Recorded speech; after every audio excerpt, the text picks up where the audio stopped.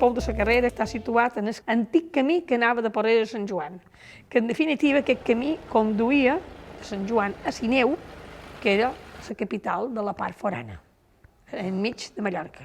La Carrera, no sé per què va venir la Carrera, pot ser perquè estigui arran d'un camí, una carrera. La paraula carrera és un carrer, és un camí, és una via. El pou de la Carrera, jo l'he vist, l'aigua que davallava després de la Carrera, sortia, i per Sant Joan, que el dia 24 de juny, l'aigua encara corria per dins el camí que arreglava el pou.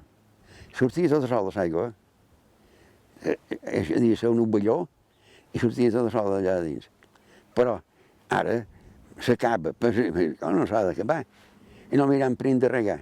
La gent ara va de menester aigua, obre el grifó i no té altra preocupació. Tret a poals, no s'aixuga un pou, no s'aixuga. Quan van acabar d'emplear poals, que van emplear motors, una que no plovia tant i l'altra que no miraven prim de tirar aigua. No hi havia el que ara, motors i tot aquest cal i portal que hi ha.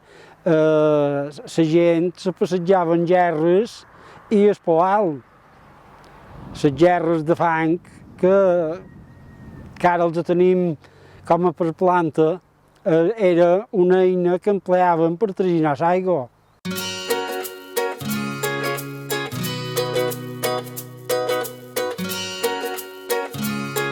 Molt a prop del pou de la Carrera hi ha també un element de patrimoni menor dels pocs que tenim al nostre poble, que n'hi ha dos, o pintura tres, només, que és una pedra de peix.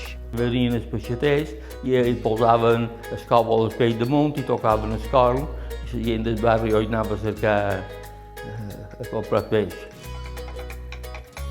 I encara per aquí diuen anar de trot de peixater. Jo ara estic pensant en l'edat mitjana, que és el que millor conec de la història, que se consumia molt de peix salat, assecat, fumat. I que també una manera de conservar peix, de vegades era preparar-lo en escabetxo, és a dir, en vinagre, perquè així podia durar 2 o 3 dies. Passat la possessió de Son Mora, mos desviem pel camí de Sant Jordi. I un poc més amunt, hem de pujar un poquet, una costeta més amunt, hi ha el pou de Sant Jordi, ara adequadament adassentat. En la seva placeta, com tots els pous, o quasi tots, tenen un espai que l'enrevolta, l'anomenada placeta dels pous públics, aquesta placeta, perquè allà l'espai on se situaven els carros, si havien de carregar d'aigua dins les botes, o les vistis, o el que fos, hi ha un espai que és la placeta del pou. Està ben acondicionat ara.